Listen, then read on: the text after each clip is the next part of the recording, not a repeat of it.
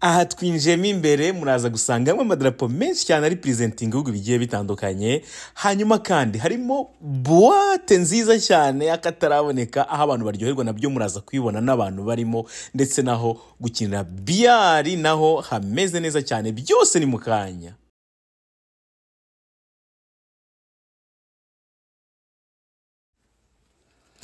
Yes, reka nongere mbasuhuze kandi mbahe ikaze mwese mu biganiro bikorerwa kuri rubuga rwa YouTube, ibikorwa bitandukanye bihakorerwa kuri rubuga rwacu rwa Iris TV. Ese muraho, murakomeye, mumeze neza cyane, abari mu bice bitandukanye by'isi, abari mu Rwanda, muri East Africa, muri Afrika muri rusange, abari i Burayi, muri Australia, ndetse by'umwihariko nanone n'abari muri Leta Zunze Ubumwe za Amerika. Muraho, murakomeye.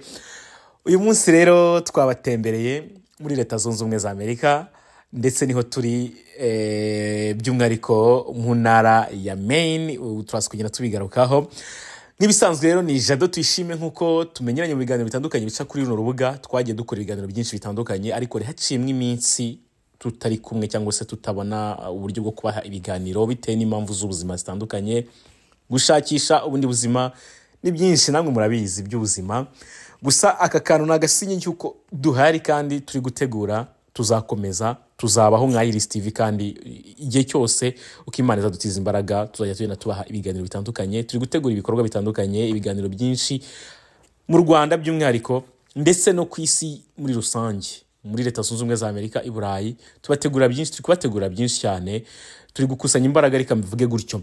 So uyu munsi rero turi mu murwa witwa Lewiston mu ntara ya Maine ho muri Leta Zunze Ubumwe za Amerika, ndetse ntabwo ari umurwa mukuru w'intara, ahubwo ni umurwa uri mu cyaro. Navuga ko ari nk'ahantu nko mu cyaro, ni minota 45 uvuye mu murwa mukuru wa Portland, umurwa mukuru wa Maine, state ya Maine. No, Lewiston rero ituranye n'undi mujyi witwa Albany. Uyu niwo murwa mukuru turimo. Icyatuzanye uyu munsi ni amahoro. Ni amahoro, ni urugendo rwiza rwo kureba ibikorwa by'Abanyarwanda bitandukanye, ndetse n'abandi bantu bumva ururimi rw'Ikinyarwanda. Ariko by'umwihariko Coach Gael niwe umaze kumenyekana muri entertainment cyangwa se muri showbiz yo mu Rwanda. Rero kimwe mu bikorwa avugwaho ko yaba afite muri uno mujyi, avugwaho nongere mbisubiremo kuko nago nigeze mbona impapuro zigaragaza business ye. Hari igikorwa cy'akabari keza cyane kazwi hano n'Abanyarwanda n'Abarundi, avugwaho ko yaba afite, ndetse mu bufatanye n'uwitwa DJ Inox. Niko tugiye kubanyuzaho mukaza kwirebera, mukagahanga amaso cyangwa se mukareba. Ni kimwe mu bikorwa nyine umuntu yakwishimira. Coach Gael ni role model w'abantu benshi, ni umuntu wo gushimirwa, kuko umuntu ukora akagira icyo akora hano muri Leta Zunze Ubumwe za Amerika kigira akamaro abandi, ndetse akaba akomeje no kubikora no hirya no hino ku isi. Uwo muntu no gushimirwa cyane. Rero urumva umujyi wo twawushwayemo ku mugani w'Abarundi, twawusesekayemo. Ndimo ndagenda ntembera mu bice bitandukanye by'uyu mujyi, ariko ni hafi gato cyane yaho igikorwa cya Coach Gael kitari kimwe. Wafite ibikorwa byinshi, ariko uyu munsi turabanyuza kuri iki gikorwa cy'akabari na restaurant bafite. Ibindi bikorwa afite nitugira amahirwe yo kuba twabisura muzabimenya, kuko afite ibikorwa bizwi n'Abanyarwanda benshi hano bakora muri company yiwe. Rwose ibyo simbigarukaho cyane, ariko irahari, mbaye mbivuze. Irahari company ikomeye cyane ikoramo n'abazungu. So hanyuma uyu mujyi nkuko muri kubona ni umujyi mwiza utuje. Navuze ngo uri ahantu usa nk'aho ari mu cyaro, haratuje cyane, ariko ni umujyi urimo Abanyarwanda, Abarundi, Abakongomani, ariko cyane cyane Abasomali. Ni downtown turi kumanukamo, ni downtown yaho ituye nk'Abasomali, nk'abantu baje mbere muri uyu mujyi nyine pirapore y'abandi bantu baturutse muri East Africa, baje ari impunzi kera. Bafite ibikorwa byinshi, bafite amaresitora, bafite amaboutique, amaduka akomeye. Mbese mu by'ukuri ni abantu navuga ko bafite community nini mu Banyafurika benshi batuye muri uno mujyi wa Lewiston. Ariko ni umujyi ahanini usanga utuwe n'abazungu, hari abazungu benshi. So reka mbatemberezemo gatoya, ariko tujya ku gikorwa cyatuzinduye.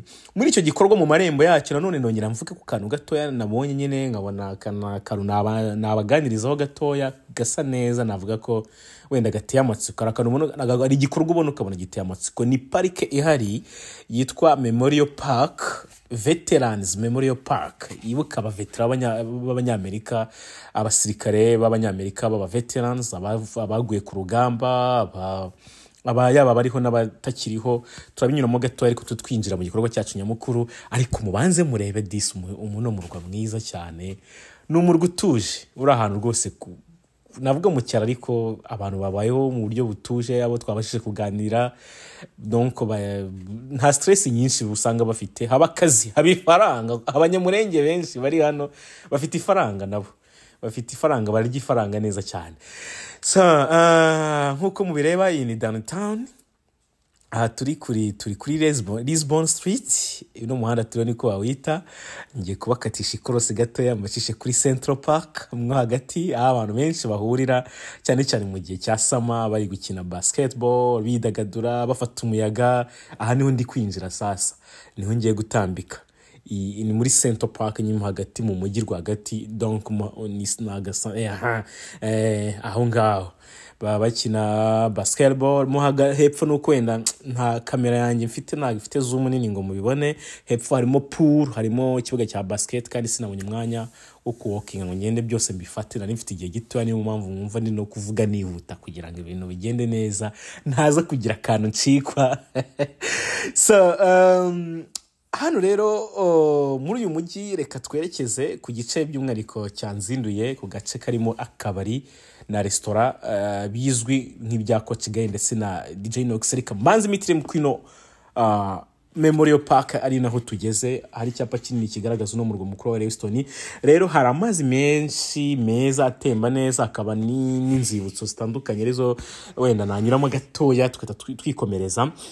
Hari urwibutso rwibuka abasirikare bapfiriye mu ntambara ya Vietnam, rwashyizweho muri 1977, rwibuka abasoja cyangwa se abasirikare bagera ku 1487 bose bapfuye, bamwe baturutse muri New Jersey, abandi baturutse muri ngira ngo ni Delaware 81. Hakaba kandi hano bahibukira hari igikorwa cya Desert Storm, niba ntibeshye wenda hano bagagaruka cyane ku ntambara yabaye ya Iraq itera Kuwait. Habayeho coalition y'ibihugu bigera kuri 35 aza gupfamo abanyamerika. Aba nabo bari muri runo rwibutso. Hakaza ikindi kiswe One Arm Statue kiri hano, nigira ngo ni duplicate yavuye muri college, muri college ni Castle. Ibintu bya Vietnam byanga bikunze, harimo bigaragaza imbunda M16 yakoreshwaga icyo gihe.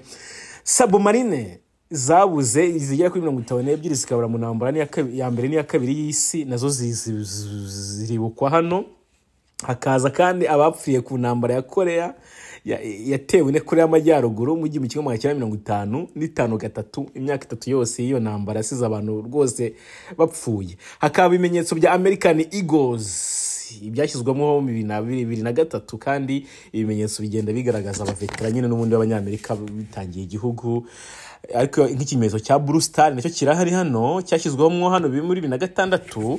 Iki kimenyetso kigaragaza abanyamerika bagiye barinda igihugu mu buryo bugiye butandukanye, yaba bari mu nshingano ubu ngubu n'abapfuye. Hakabaho ikindi kimenyetso cya Memorial War Restoration. Memorial War Restoration ni bino bistati muri bugene bubona byanditsweho abantu bagiye bapfa, hariho n'udufoto, nibyo bita Memorial War Restoration. Hari kandi ikimenyetso cya Golden Star, Gold Star Families, cyashyizweho mu 2018. Iki cyo kigaragaza abasirikare babuze mu bikorwa bitandukanye bigiye bitandukanye, nyine bakabura burundu, ariko bari ku defendinga cyangwa se barwanira Leta Zunze Ubumwe za Amerika. Ayo yose ni amazina muri kugenda mureba yanditse kuri zino wall, agaragaza abasirikare, aba veterans ba Leta Zunze Ubumwe za Amerika. Urebye hano hakurya urabona icyapa kinini cyanditse Afro Taste cyangwa se taste, byatirwa nuko ubyumva, African cuisine. Twinjiye neza rero kwa Gael. Ubwo ni umudugaga uno muduga undi gutemberamo. So hanyuma iyi nzu niyo irimo akantu kabari mukubona winjira n'ubundi byanditseho tujye kwinjiramo sasa ukinjiramo mu marembo neza cyangwa se winjiramo imbere uhabwa ikaze n'udushya twiza cyane ariko hano hariho DJ Inox yanditseho ashaka ko ikinyobwa cyitwa DJ Inox kirimo na vudoka.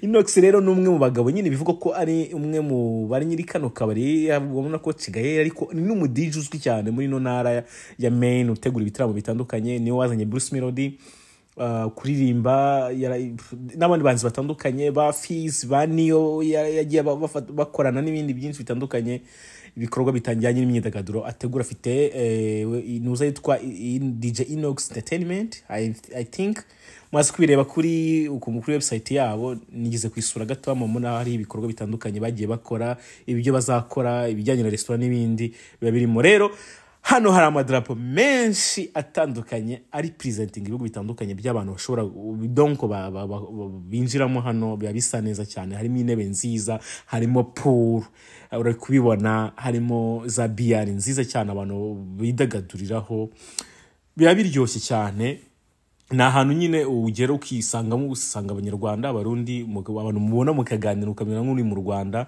uyu ni umwe mu bakozi bakora kuri comptoir tujye kwinjira muri boîte wow nice one iyi ni boîte nziza cyane imwe intebe nziza ibyicaro bya VIP donc bihesha agaciro abaje gutaramiramo hano aho gutambira hari imbere hariya muri kwabona aho ikenye cya DJ wenda reka nshyire mwa DJ Inox gato nguwo wambaye umutuku na chenete uyo niwe DJ Inox umugabo rwose ukunzwe cyane hano w'umuboss cyane w'umukiri hano yare naka ce gato namufashe harimo abantu bari kuryoherwa ariko ntago hari benshi kuko yari iminsi nyine itari yo kwidagadura cyane so nkuko bimeze bamwe mu bari bahageze cyane cyane b'abanyafrika biganje bagerageje gutamba nyine ibintu bigenda neza nanjye ngerageza kugenda mbakusanyiriza amashusho ndetse no ni donc vi yose muri rusange muri bwa buryo kugira ngo mugende mubona byinshi bitandukanye so n'urwo rugendo rero akaniko kabari ke